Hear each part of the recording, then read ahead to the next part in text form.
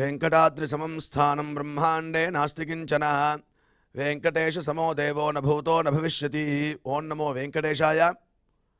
திருமலா திருப்பதி தேவஸ்தானம் ஸ்ரீ வெங்கடேஸ்வரா பக்தி சேனல் இணைந்து வழங்கும் ஸ்ரீமத் பகவத்கீதை பாராயணத்திற்கு அனைவரையும் வரவேற்கிறோம். மூகம் கரோதி வாசாலம் பங்கும் லங்கயதே கிரிம் யத்கிருபாதமஹம் வந்தே பரமானந்த மாதவம்.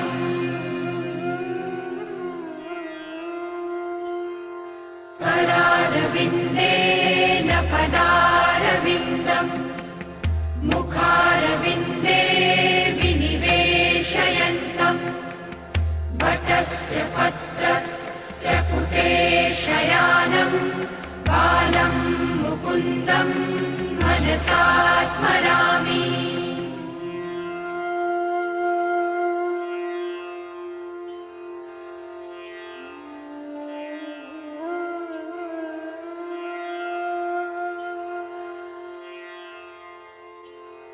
वसुदेवसुतं देवं कंसचाणूरमर्दनं देवकी परमानन्दं कृष्णं वन्दे जगद्गुरुम्. நம்மளுடைய பகவத்கீதையில் ஸ்வாத்தியாயாபியசனஞ்சைவ வாங்மயம் தப உச்சதே என்று பகவான் பிரதிதினம் வாக்ரூபமான ஒரு தபஸை ஸ்வாத்தியாய அபியசனம் செய்வா. இந்த பகவத்கீதை பாராயணம் இத்தியாதிகளை நாம் அத்தியனம் செய்வதாலும் அதை திருப்பி திருப்பி சொல்வதாலும் சில பேருக்கு கற்றுக் கொடுப்பதாலும் அது ஒரு வாங்மயமான தபஸ் அப்படின்னு நம்மளுக்கு உபதேசம் பண்ணிருக்கார். அது உண்டு இல்லாமல் யத சத்யம் யதோ தர்ம யதோ ஹ்ரீரார்ஜவம் யத ததோ பவதி கோவிந்தா யத கிருஷ்ணஸ்ததோ ஜெயா அப்படிங்கிற ஸ்லோகத்தில் எடுத்து பார்க்கும்போதே எந்த இடத்துல சத்தியமும் தர்மமும் ஈஸ்வர விரோதமான காரியத்தில் வெக்கவும் யதா ஹ்ரீஹி ஆர்ஜவம் யதா ஹிருதயத்தில் ஒரு நேர்மை இருக்கோ அந்த இடத்துல கோவிந்தன் அங்கேயே இருக்கானா. அதனால் இந்த குணங்களை நம்ம வளர்த்துக்கணும். சத்தியமாக இருக்கணும், தர்மமாக இருக்கணும், ஈஸ்வர விரோதமான காரியங்களில் வெக்கப்படணும், அதில் ஈடுபடவே கூடாது. அது உண்டு இல்லாமல் ஆர்ஜவம் ஹிருதயத்தில் ஒரு நேர்மை எப்பயும் இருந்ததுன்னா அந்த இடத்துல பகவான் கோவிந்தன் நம்ம கூடயே இருப்பானா. அதனால் என்ன ஆகுதுன்னா யத கிருஷ்ணஸ் ததோ ஜெயா, எங்கே கோவிந்தன் இருக்கானோ அந்த இடத்துல எடுத்த காரியம் எல்லாம் வெற்றியாகிறது அப்படின்னு நம்மளுக்கு சாஸ்திரம் அழகாக நம்மளுடைய குணத்தையும் மேம்படுத்திண்டு பகவத் பிரீத்திகரமான காரியங்களையும் செய்துண்டு தத்வாரா கோவிந்தனை நம்ம கூடயே வச்சுக்கலாம் அப்படின்னு அழகாக சொல்லி கொடுக்கறது. அவ்வாறே இன்றைய பகவத்கீதை பாராயணத்திற்கு முதல்ல ரொம்ப மனோநிலையை சரியாக வச்சுண்டு நம்ம பகவான்கிட்ட ஈடுபடுறதுக்கு முன்னாடி குரு பிரார்த்தனை மற்றும் சங்கல்பத்தோட இன்றைய நிகழ்ச்சியை நாம் துவங்கலாம்.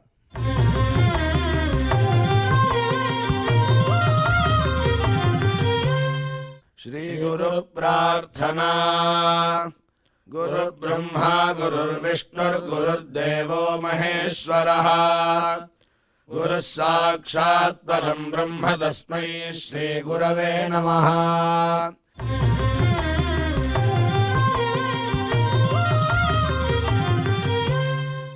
श्रीनिवास प्रार्थना. नमः क्षीराब्धिनाथाय वैकुण्ठाचलवासिने मुकुन्दाय नमो नित्यम् आनन्दाय नमो नमः.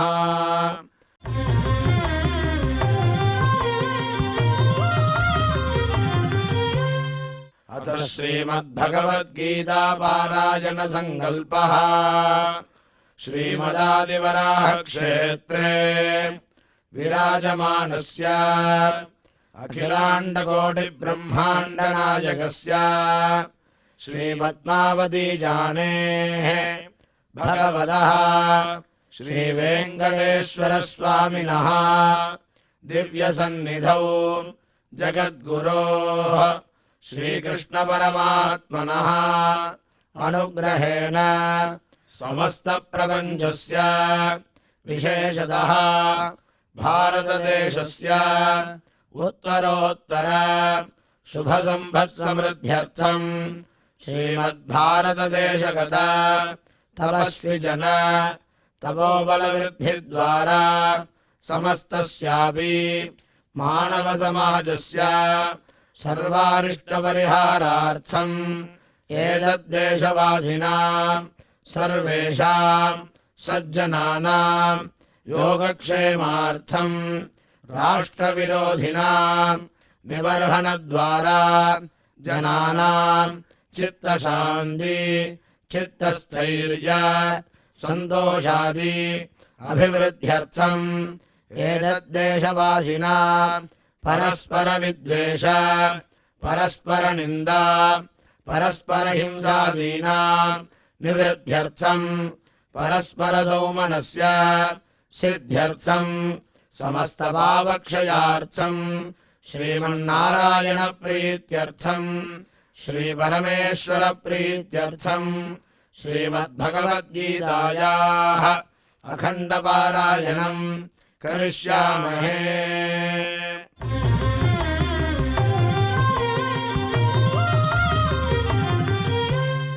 श्रीगीता प्रार्थना श्रीवत्साङ्गम् महोरस्कम् वनमाला विराजितम् शङ्खचक्रधरम् देवम् कृष्णम् वन्दे जगद्गुरुम्।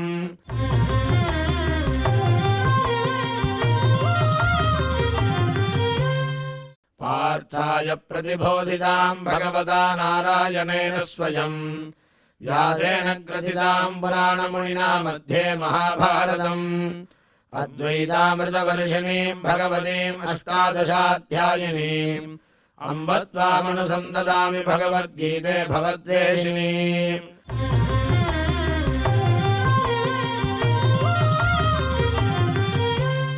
श्रीवेदव्यास प्रार्थना व्यासं वसिष्ठनप्तारं शक्तेः पौत्रमकल्मषम् पराशरात्मजं वन्दे सुखदातं तपोनिधिम्। यत्र योगेश्वरः कृष्णो यत्र पार्थो धनुर्धरः तत्र श्रीर्विजयो भूतिर्ध्रुवाणि धर्मधर्मः।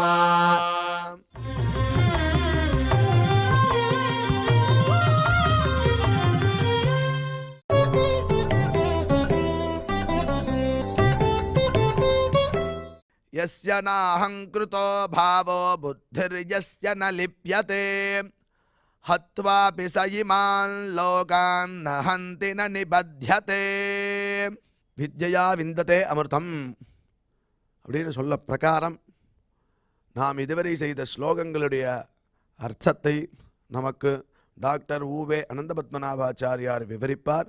அதை மனதில் வாங்கிக் கொள்வோம்.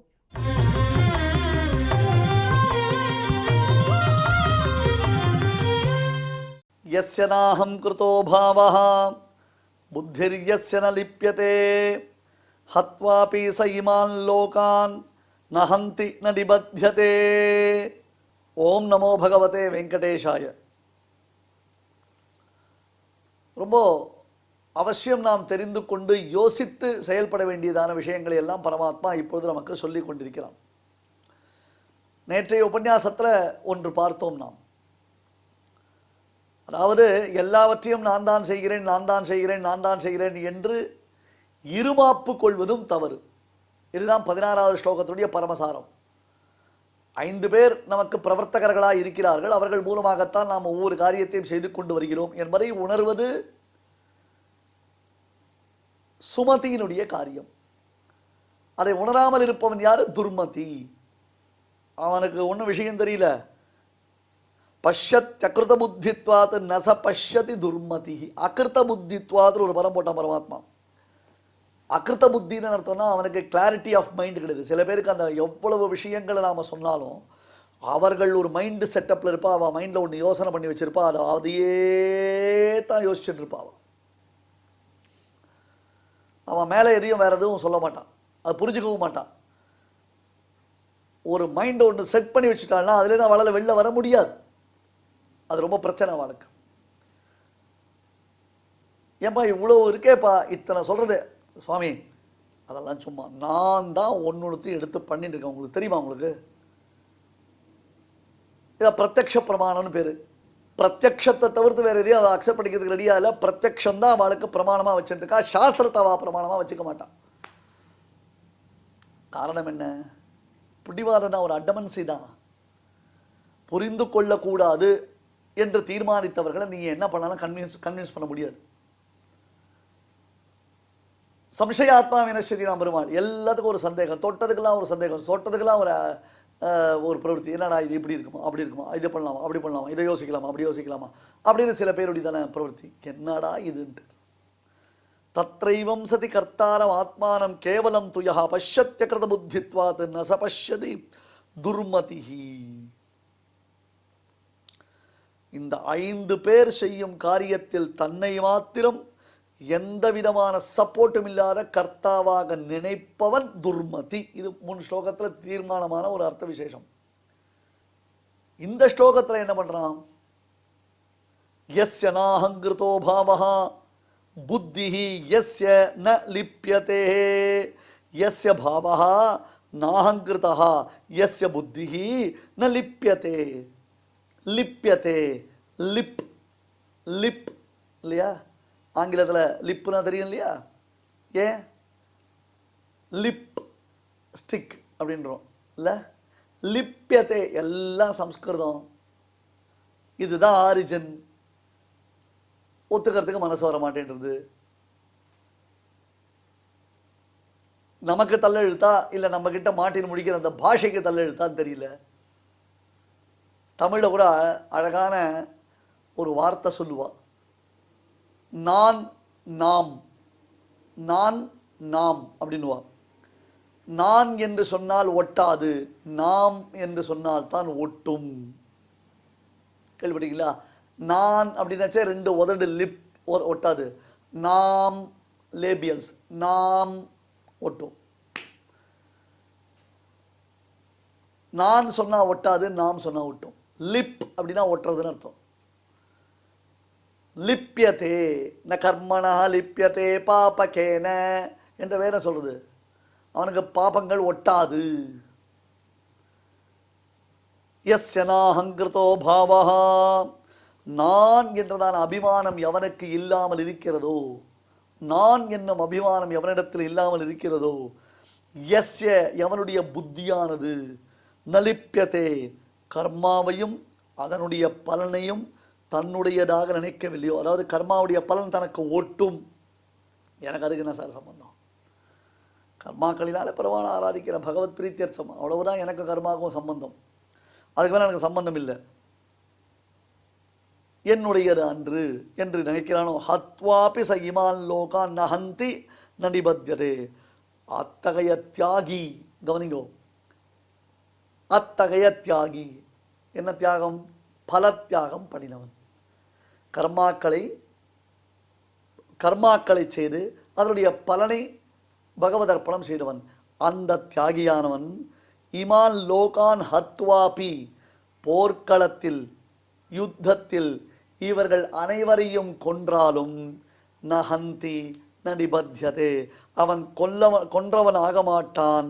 அடுத்தது நடிபத்யதே, மோட்சத்திற்கு விரோதியான கர்மாக்களினால் அவன் கட்டுப்படவும் மாட்டான். ப்ரீவியஸ் உபன்யாசத்துடைய கண்டினியூவேஷனை யோசிச்சு பாருங்க. அங்க சொல்லப்பட்ட விஷயம் என்ன? ஒருவன் மற்றொருத்தனை கொன்றான், குற்றவாளி என்று அவனுக்கு தண்டனை அளிக்கிறது நீதிமன்றம். ஆனால் மற்றொருத்தன் இராணுவத்தில் சிப்பாயாக பணிபுரிந்து எதிரிகள் 6 பேரை சுட்டு வீழ்த்திவிட்டு அவன் வெற்றியுடன் விளங்கும் பொழுது உலகமே அவனுக்கு வீரத்திலகமிட்டு ஆரத்தி எடுத்து பாராட்டுகிறது. இப்ப ப்ராப்ளமே இந்த பகவத்கீதை எங்க ஆரம்பிச்சது? அர்ஜுனன் தனக்கு கர்மயோகம்ன்றத மறந்துட்டான். யுத்தம்ன்றது தன்னுடைய கர்மயோகம். இதெல்லாம் பற்றி நம்ம கவலைப்படக்கூடாது. நாம் பண்ண கர்மண்யேவாதிகாரஸ்தே மாஃபலேஷு கதாச்சன 2ஆம் அத்தியாயம் 47வது ஸ்லோகம் ரொம்ப சூக்ஷ்மமானது, அர்த்தகம்பீரமானது, அத்தியுதமான அர்த்த விசேஷங்களை தன்னகத்தே கொண்டு விளங்குகிறது. அதனுடைய பொருளை நாம் என்ன பார்க்கணும்? என்னுடையது என்பதான அபிமானத்தை விட்டான். பர்சனல் வெஞ்சன்ஸ் இருக்கா அவனுக்கு? அந்த எதிரிகளுக்கு அவனுக்கு பர்சனல் வெஞ்சன்ஸ் உண்டா? இல்லை வேற ஏதாவது காரணத்தினால கருணையினால எதிரிகளை அவன் விட்டுடலாமா? விட்டா தேசத்துக்கே ஆபத்து. நான் இந்த தேசத்துக்காக பண்ணுறேன், பகவத் பிரீத்தியர்த்தம் பண்ணுறேன், அதனால் நான் இந்த கர்மாவை பண்ணுறேன். சத்ருக்களை அடிக்க வேண்டியது என்னுடைய பொறுப்பு. எனக்கு கொடுத்துருக்கக்கூடிய கர்மயோகம் என்னது? சத்ருக்களை அடிக்கணும். சத்ருக்கள் தேசத்துக்குள்ளே போகக்கூடாது. சத்ருக்களினால தேசத்துக்கு ஆபத்து வரக்கூடாது. அதனால் சத்ருக்களை கொல்வது. Licence to kill. அவனை ஏன் சுட்டேன்னு கேட்க மாட்டான். இதே இன்னொரு விதமாக பாருங்களேன். நீங்கள் இதை இன்னொரு விதமாக பாருங்களேன். இப்போ இங்கெல்லாம் பார்க்குறோம், போலீஸ்காரெல்லாம் என்ன பண்ணுறான்? ஒரு திருடனை பிடிக்கிறான். அந்த திருடன் போகும்போது அந்த திருடனை சுட்டு பிடித்தேன்னுவா. எப்படி சுட்ட? முட்டி கால் கீழே சுட்டேன் அப்படின்வா. சில சமயத்தில் போலீஸ்காரர்கள் என்ன பண்ணுறா? என்கவுண்டர் பண்ணுறான். உடனே என்கவுண்டர் பண்ணினோடனே எதுக்காக நீ அவனை சுட்ட, ஏன் சுட்ட, சுடுறதுக்கு என்ன ரீசன் இருக்குது அப்படின்னு அந்த ஆணையம்லாம் வைத்து அதுக்கு ஒரு பெரிய ஜட்ஜெல்லாம் உட்கார வச்சு இதை பற்றி விசாரணை கமிஷன்லாம் வச்சு விசாரணை பண்ணுறான். அவன் திருடனை சுட்டான்னா அவன் திருடனா இல்லையான்னு நிரூபணமால. இந்த துப்பாக்கி திருடர்களை சுடுறதுக்காக இல்லை, திருடர்களை பயமுறுத்துறதுக்காகத்தான். திருடர்களை பயமுறுத்துறதுக்காக துப்பாக்கியை தவிர்த்து திருடர்களை சுடுறதுக்காக துப்பாக்கி இல்லை. எத்தனையோ கேள்விகள், எத்தனையோ என்கொயரிஸ், அதில் நல்லது சொல்கிறான், கெட்டது சொல்கிறான், இல்லை ஒத்துக்கிறான், இல்லை ஒத்துக்க மாட்டேன்றான். கட்சியில் என்ன ஆச்சு அப்படின்னா திருடன் அவனா இல்லையான்றத விசாரம் போயிடுறது. இவன் சுட்டது சரியா தப்பானத விசாரம் தான் அதிகமாக போயிடுது. அந்த திருடன்றதை மறந்தே போயிடுது உலகம். இப்படிலாம் வேடிக்கையாக நடக்கிறது இல்லை நம்ம லோகத்தில் பார்க்குறோமே. அவன் திருடனா இல்லையான்றதால் விசாரமே இப்போ முடிஞ்சு போச்சு. இவர் சுட்டது சரியா தப்பான்னு. ஆனால் இராணுவத்தில் எதிரிகளை சுட்டான்னு சொன்னால் யாராவது விசாரணை கமிஷன் வைப்பாளோ? ஏன் சுட்டேன்னு ஒரு கேள்வி கேட்பாளோ? இவன் எத்தனை எதிரிகளை சுட்டானோ, எத்தனை எதிரிகளை கொன்றானோ அவளுக்கோட இவனுக்கு பெருமை தானே சொல்றா. வித்தியாசம் இருக்கு. அதனால ஒரு இடத்தில் ஒன்று காண்பிக்கப்பட்டது என்றால் நாம் எல்லா இடத்திலையும் அதையே கை கொள்ளக்கூடாது. அந்த டிஃபரன்ஸை நாம புரிஞ்சுக்கணும். அந்த டிஃபரன்ஸை நாம புரிஞ்சுக்கணும். தற்பொழுது அர்ஜுனனுக்கு பரமதர்மமான க்ஷத்ரிய தர்மம் கர்மயோகம் எது? யுத்தம். எதிர்ச்சயோபபன்னம் ஸ்வர்கத்வாரம் அபாவிருத்தம் சுகினஹா க்ஷத்ரியாஹா பார்த்த லபந்தே யுத்தம் ஈதிருஷம். யாருக்குடா கிடைக்கும் இந்த மாதிரி ஒரு வாய்ப்பு? யாருக்கு இந்த மாதிரி ஒரு வாய்ப்பு கிடைக்கும்? நீயா வலிய போகலை, நீங்க சமாதானத்துக்கு தான் ஆசைப்பட்டீங்க. சமாதானம் எப்படியாவது செய்யலாம்ன்றதுக்கோசரம் தான் நீங்க துரியோதனாதிகள்கிட்ட பேசுறீங்க. ஏன்? நானே பர்சனலா தூது போய் துரியோதனங்கிட்ட சமாதானம் பண்ணினேன். எந்த அளவுக்கு சமாதானம் பண்ணினேன்? நீ பெருசா அவளுக்கு ராஜ்யத்தை கொடுத்துட வேண்டாம், 5 கிராமங்களையாவது அவளுக்கோசரம் கொடு என்று கேட்டேன். ஒத்துக்கலையே. ஊசி மொன இடம் கூட பாண்டவர்களுக்காக நான் கொடுக்க மாட்டேன்னு சொன்னாலும் இல்லையோ அவன் சொல்லிட்டான். அதுக்கு மேலே நாம் என்ன பண்ண முடியும்? அதுக்கு மேலே நாம் என்ன பண்ண முடியும்? அப்போ யுத்தம்ன்றது தவிர்க்க முடியாதாகிவிட்டது. தவிர்க்க முடியாது. தஸ்மாத் அபரிஹாரியார்த்தே ரத்தம் சோஜனம் வருகசி. இனிமேல் என்ன பண்ணாலும் யுத்தம் நிற்குமா? நிற்க முடியுமா? யாராவது நிறுத்துறதுக்கு தயாராக இருக்காளா? பீஷ்ம துரோணாதிகள் பம் பம்பம்னு சங்கத்பானமே பண்ணிவிட்டா. வாங்கடாப்பா எல்லாரும் சேர்ந்து யுத்தம் பண்ண ஆரம்பிச்சு விடலான்றதாக யுத்தத்துக்கு சங்கொலி கொடுத்தாச்சு. இனிமே இதை பின்வாங்கிறது முட்டாள்தனம். கிடைச்சிருக்கிற கர்மயோகத்தை ஒழுங்கா பண்ணிட்டு யுத்தம் வத்திரிக்த ஸ்தலத்தில். இப்போ பீஷ்மர் எடுத்துக்கோங்க. ஒரு சமயம் பீஷ்மருக்கும் பரசுராமருக்கும் யுத்தம் நடந்தது. பரசுராமர் ஆச்சாரியர், பீஷ்மர் சிஷ்யர். பரசுராமர் ஒரு பொழுதும் க்ஷத்ரியர்களுக்கு வித்யாபியாசம் பண்ணி வைக்க மாட்டேன்னு பிரதிஜை பண்ணவர் பரசுராமர். அப்பேற்பட்ட பரசுராமரிடத்துல பீஷ்மர் வித்யாபியாசம் பண்ணினார்னா பீஷ்மர் திரத்தில் பரசுராமருக்கு எத்தகையதொரு கௌரவம் இருந்திருக்கும். அவ்வளவு தூரம் பீஷ்மருக்கு பெருமை உண்டு. ஆகையால் தான் சுவாமி தேசிகன் சாதிப்பார், பீஷ்மர் முதலான ஞானாதிகரை கொண்டு மூதலைப்பித்துண்டு. க்ஷத்ரியர்களுக்கு வித்யாபியாசம் சொல்லி வைக்க மாட்டேன். ஏன்னா க்ஷத்ரியர்களை கொல்வதற்காகவே பிறந்தவர் பரசுராமர். 21 தலைமுறைகள் க்ஷத்ரிய வம்சமே இருக்கக்கூடாது என்று பூண்டோடு நிர்மூலம் பண்ணுவதற்காக முயற்சித்தவர். அத்தகையவர் பீஷ்மர சீடராக ஏற்றுக்கொண்டார். ஒரு சமயம் பரசுராமருக்கும் பீஷ்மருக்கும் நடுவில் ஒரு பிரச்சனை வந்துடுது. அது பின்னணி ஒரு கதை இருக்கட்டும். உடனே பரசுராமர் பீஷ்மரை கூப்பிட்டு, நான் சொல்கிறேன் கேளு, நீ இந்த காரியத்தை நீ பண்ணுன்னார். பீஷ்மர் சொல்லிட்டார், குருநாதர் சொன்னால் கண்ணை மூடின எல்லா காரியத்தையும் பண்ணணும், சந்தேகமே கிடையாது. உங்ககிட்டலாம் கொஸ்டினே பண்ணக்கூடாது, இல்லை பண்ணுவேன் பண்ண மாட்டேன் நான் பற்றி அது ஆர்கியூ பண்ணக்கூடாது. ஆனால் இந்த காரியத்தை நான் பண்ண முடியாதுன்ட்டு. ஏன் பண்ண முடியாதுன்னு எனக்கு ஒரு பிரதிஜை இருக்குது, அந்த பிரதிஜையை நான் மீற முடியாது. அதனால் குருநாதரான தேவரீர் சொன்னால் கூட நான் பிரதிஜையை மீற மாட்டேன், தயவு செஞ்சு என்னை மன்னிச்சிருக்கோம், இந்த காரியம் நடக்காதுன்ட்டு. பரசுராமருக்கு கோவம் வந்துடுது. அப்படின்னா எடுவில்லைன்ட்டார். வா 2 பேரும் சண்டை போடலாம். பீஷ்மரும் பரசுராமரும் எதிர்த்து நின்று ஒருத்தருக்கு ஒருத்தர் சண்டை போடுறான். கார்த்தாலேருந்து சாயங்காலம் வரை சண்டை நடக்கும். இவர் அவர் அடிப்பார், அவர் இவர் அடிப்பார், மாற்றி மாற்றி அடிச்சுவா, எல்லாம் முடியும். சாயங்காலம் போர் முடிஞ்சிடும். உடனே பரசுராமர் ஆசிரமத்துக்கு போயிடுவார். இங்கேருந்து பீஷ்மர் கவச்ச குண்டலெல்லாம் களைஞ்சி வச்சுட்டு காலில் செருப்பு கூட போட்டுக்காமல் பதாதியாக நடந்து போய் பரசுராமனுடைய ஆசிரமத்துக்குள்ளே போய் பரசுராமருக்கு வெந்நீர் வச்சு ஒத்தடம் கொடுத்து கார்த்தால தான் போட்ட பானம் போட்டு உடம்பெல்லாம் ரணமாக்கினாரோ இல்லையோ, அங்கெல்லாம் ஆயின்மெண்ட்டு டிஞ்சர் பஞ்சர்லாம் வச்சு கை கால் அமைக்க விட்டு அவருக்கு விசிறிண்டு எந்தெந்த அஸ்திரத்தை எப்படி பிரயோகம் பண்ணணும் அவர்கிட்ட பாடம் கேட்பேன். இந்த விசித்திர உலகத்தில் எங்கேயாரும் உண்டா? எந்தெந்த அஸ்திரத்தை எப்படி, நாளைக்கு மறுநாள் யுத்தம் நடக்க போகிறதோ இல்லையோ, அந்த யுத்தத்தில் என்னென்ன அஸ்திரத்தை எப்படி பிரயோகம் பண்ணணும் அப்படின்றத பற்றி டிஸ்கஸ் பண்ணுவார். கார்த்தாலேருந்து சாயங்காலம் வரல 2 பேரும் போர்க்களத்தில் பொருன்னு முறைச்சின்னு இவர் அவர் அடிப்பார், அவர் அடிப்பார், மாற்றி மாற்றி அடிச்சுன்னு இவர் வில்லை அவர் அடிப்பார், அவர் வில்லை இவர் அடிப்பார்னு சண்டை போட்டவா. சண்டை முடிஞ்ச உடனே சாயங்காலம் பீஷ்மர் தன் ஆச்சாரியன் திருமாளிகைக்கு போய் ஆசிரமத்துக்குள்ளே போய் அந்த ஆசிரமத்தில் அவருக்கு சிஸ்ரூஷ பண்ணுவார். எப்படி இருக்குது? அர்ஜுனா, பீஷ்மர் அடிக்க போகிறேன் பாவம், பீஷ்மர் அடிக்க போகிறேன் பாவம், எனக்கு ரொம்ப மனசுக்கு சரியா இல்லை, என் மனசு சங்கடமாக இருக்குது, இப்போ ஏற்பட்ட மகாத்மா இடத்துல நான் எப்படி அபச்சாரப்பட முடியும்? இந்த கேள்வி கேட்டுட்டு கேடா, நீ எந்த பீஷ்மரை ரோல் மாடலாக வச்சிருக்கியோ அந்த பீஷ்மரே தன் ஆச்சாரன் எதிர்த்து யுத்தம் பண்ணார். ஏன்னா அது கர்மயோகம்.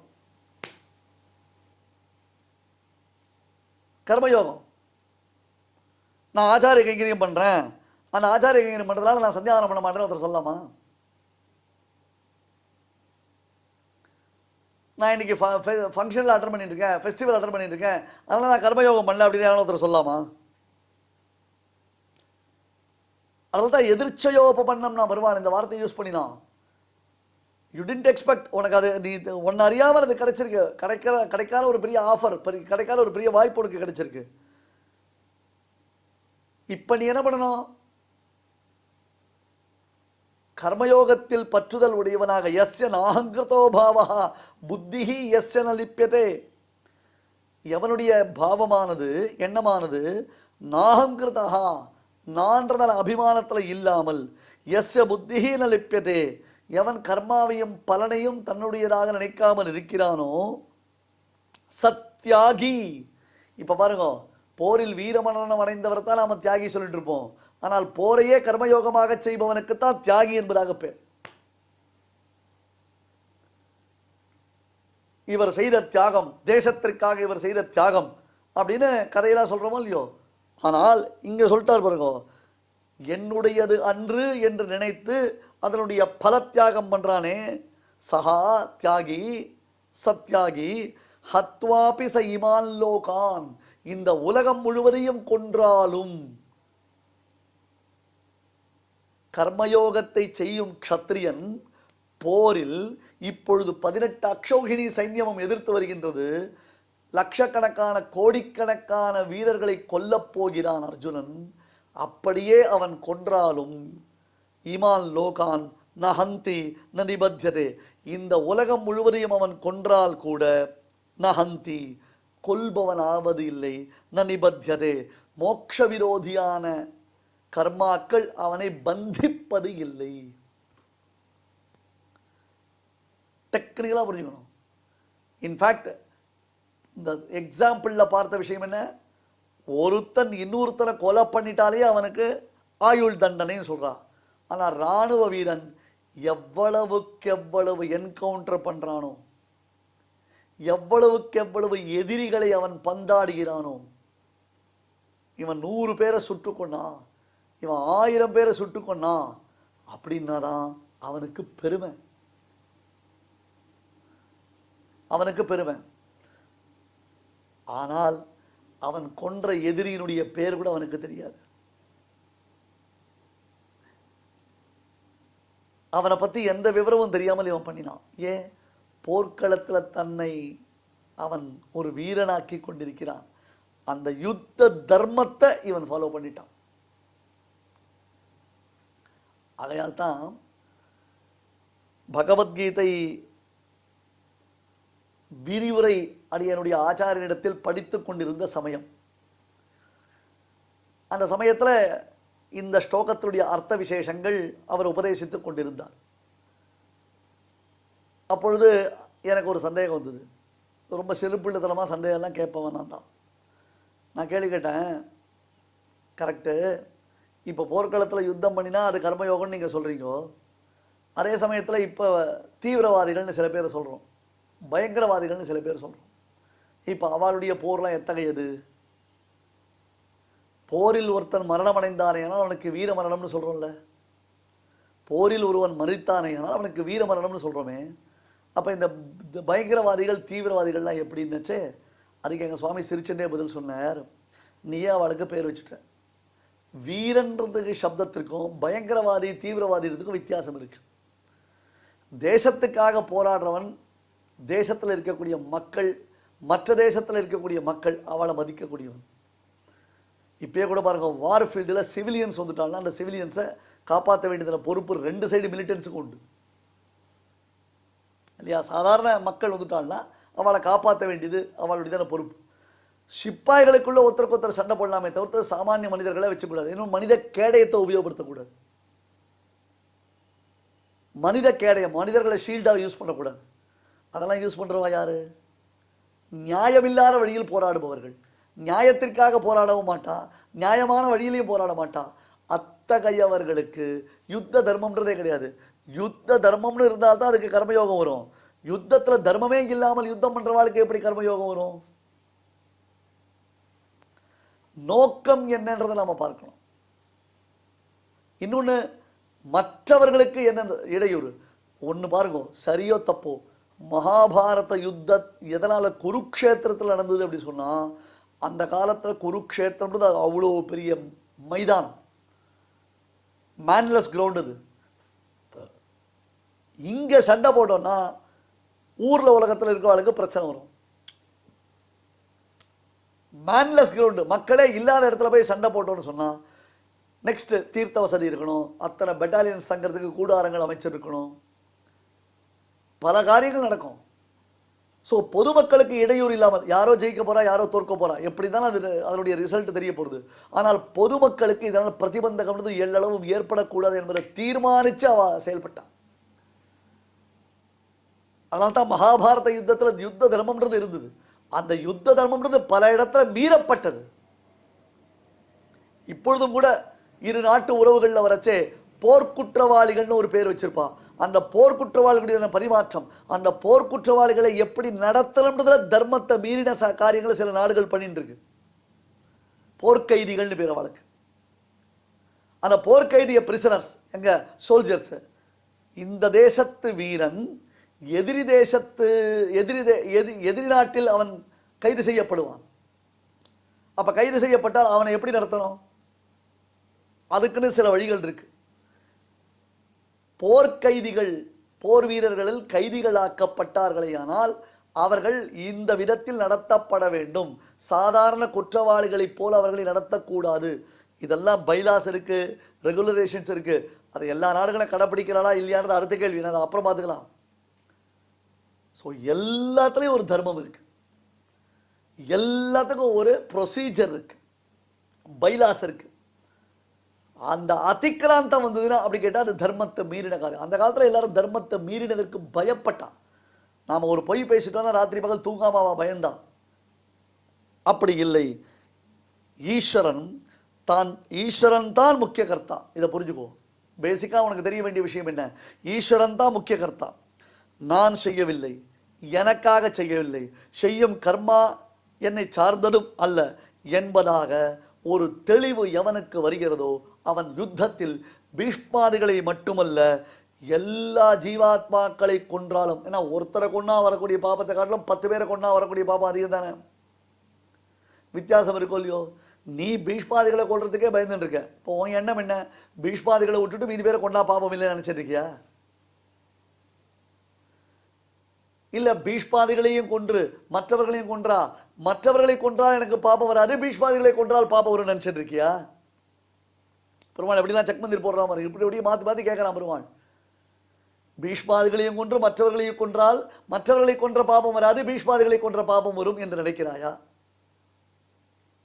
அல்லது பீஷ்மாதிகளை கொல்லாமல் விட்டுவிட்டால் உனக்கு பாபம் வராது என்று நினைக்கிறாயா? அல்லது மற்றவர்களை கொல்லாமல் விட்டுவிட்டு பீஷ்மாதிகளை கொன்றால் உனக்கு பாபம் வரும் என்று நினைக்கிறாயா? பீஷ்மாதிகளை கொன்றாலும் உனக்கு பாபம் இல்லை, மற்றவர்களை கொன்றாலும் பாபம் இல்லை. இதான் சுவாரஸ்யம்,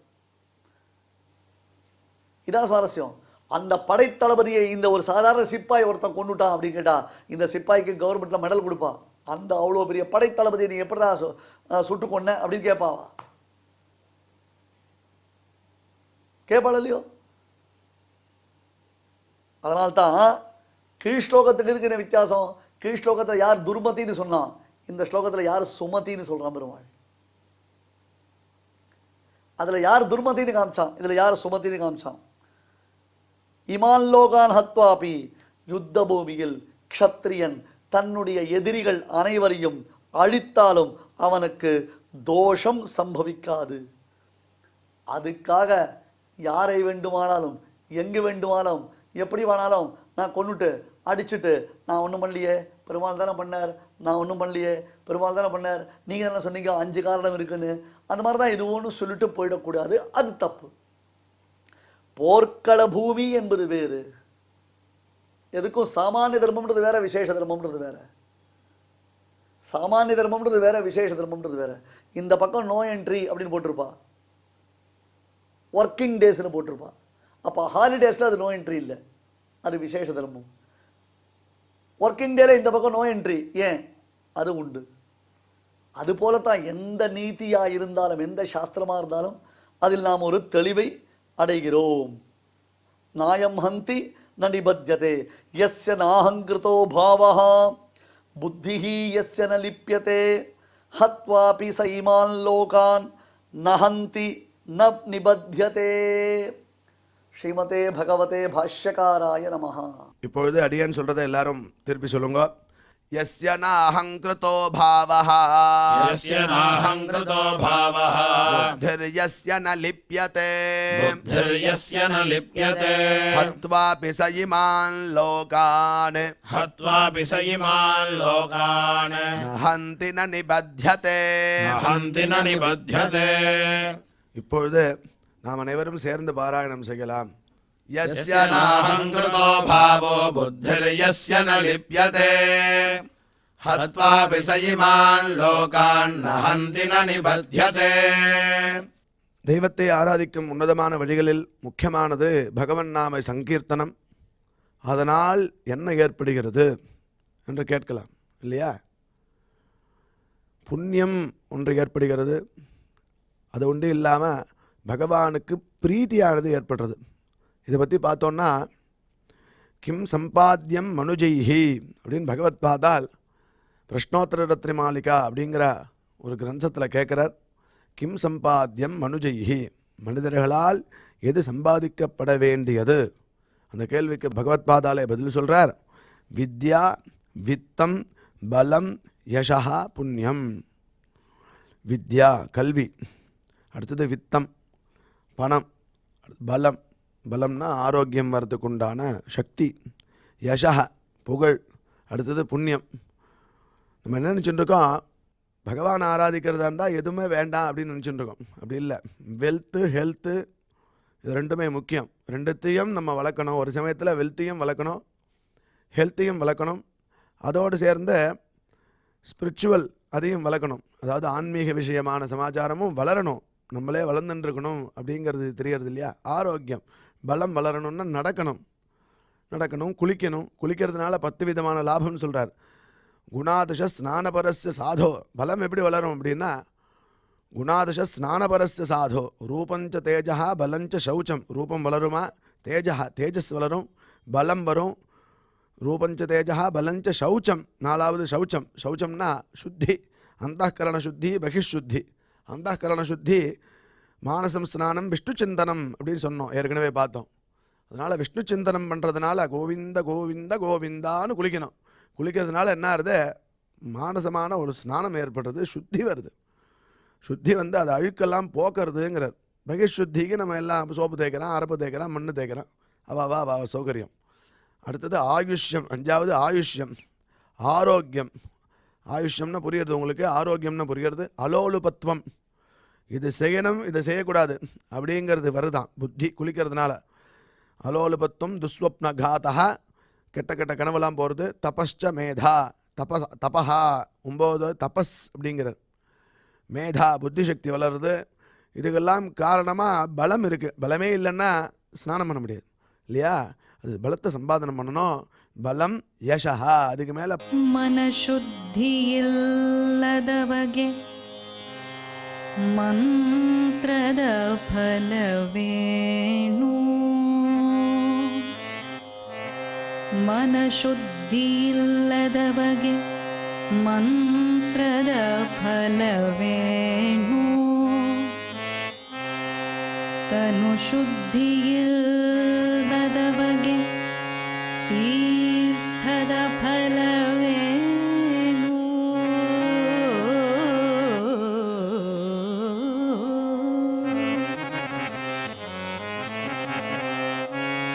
ತನು ಶುದ್ಧಿ ಇಲ್ಲದವಗೆ ತೀರ್ಥದ ಫಲವೇನು. ಮಿಂದಲ್ಲಿ ಫಲವೇನು, ಮೀನು ಮೊಸಳೆಯಂತೆ.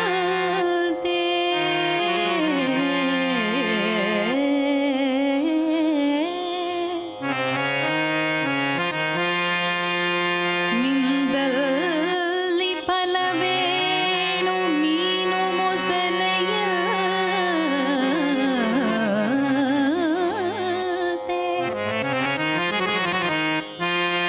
ಮಿಂದಲ್ಲಿ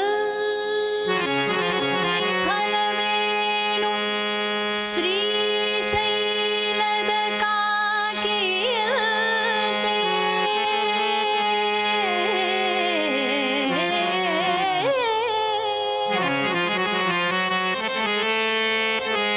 ಹೊರಗೆ ಮಿಂದು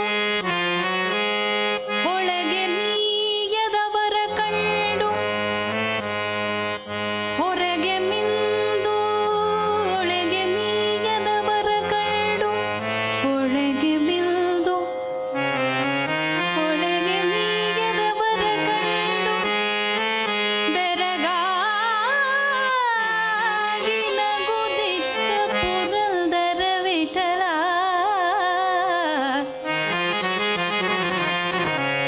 ಹೊರಗೆ ಮಿಲ್ದು ಒಳಗೆ ಮೀಯದವರ ಕಂಡು,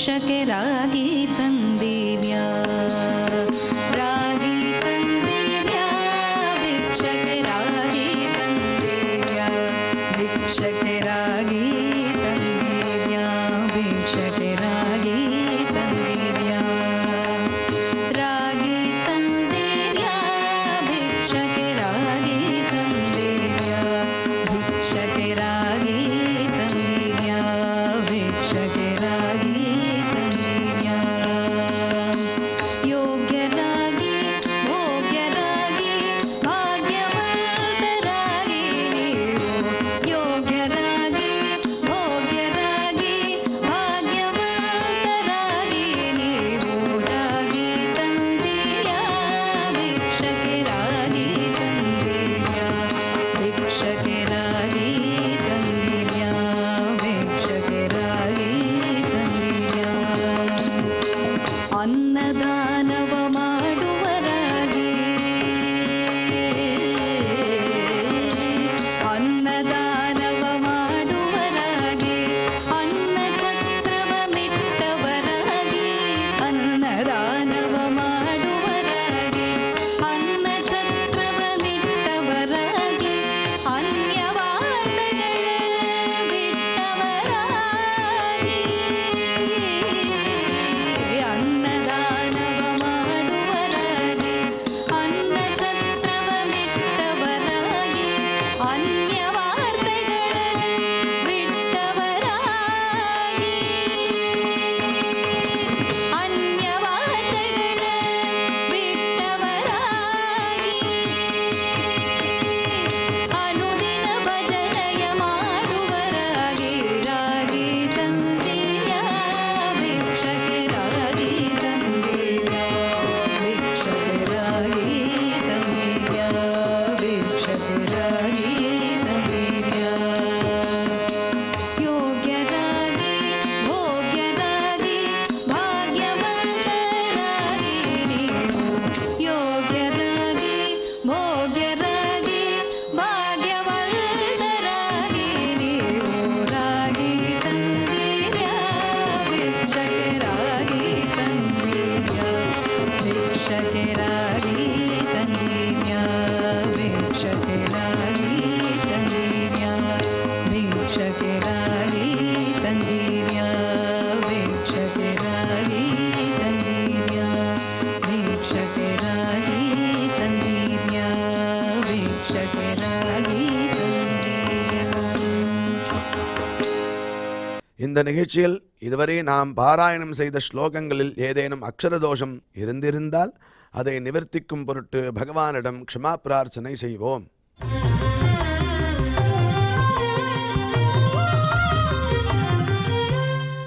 अथ क्षमा प्रार्थना यदक्षरपदभ्रष्टम् मात्राहीनम् च यद्भवेत् तत्सर्वम् क्षम्यताम् देवनारायण नमोऽस्तु ते।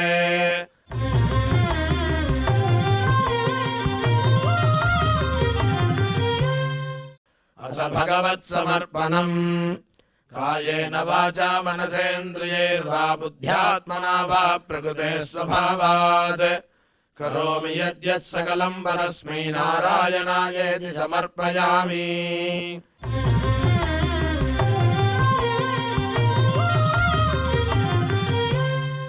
अथ लोकक्षेम प्रार्थना सर्वे भवन्तु सुखिनः सर्वे सन्तु निरामयाः सर्वे भद्राणि पश्यन्तु मा कश्चित् दुःखभाग् भवेत्. சுவாமியின் அருள் நாம் அனைவருக்கும் கிடைக்க வேண்டி மங்களாசாசனத்துடன் இன்றைய நிகழ்ச்சி நிறைவு பெறுகிறது. மீண்டும் நாளை சந்திப்போம். ஓம் நமோ வெங்கடேஷாய.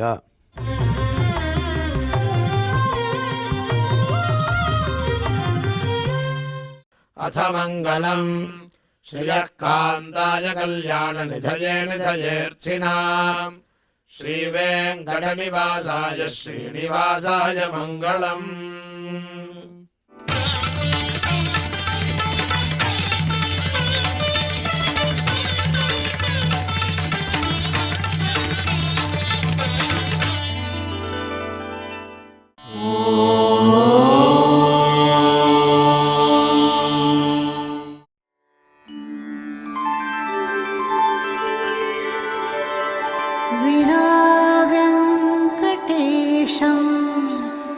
ननाथो ननाथः सदा वेङ्कटेशं स्मरामि स्मरामि हरे वेङ्कटेश प्रसीद प्रसीद